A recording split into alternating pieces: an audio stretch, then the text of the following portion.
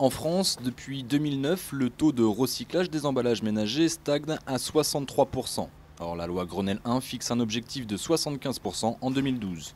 Il reste donc 400 000 tonnes par an à trier et à recycler en plus. Comment? Par exemple par la redevance incitative. Le syndicat de gestion des déchets dans le centre de l'Alsace l'a mise en place depuis début 2010 pour 89 communes, soit 125 000 habitants. Une personne qui dispose d'un bac de 60 litres payait 167 euros. Une personne disposant d'un bac de 120 litres payait 256 euros. Enfin, quand je dis une personne, ça peut être un foyer, ça peut être une collectivité, un professionnel. Donc le volume du bac détermine la facturation.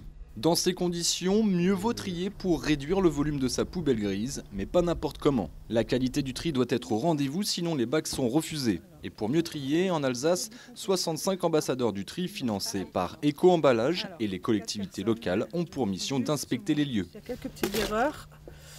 Pas dramatiques, mais voilà, des petits mauvais plastiques.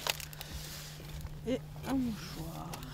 On est là aussi pour sensibiliser par rapport à des consignes de tri qui ne sont pas respectées, donc des refus de bac. On fait des enquêtes aussi. Là en ce moment on est en train d'enquêter sur le centre-ville de Célestat pour voir si il y a eu beaucoup de changements en un an. Autre mission, inciter l'usager, si possible, à s'équiper d'un composteur.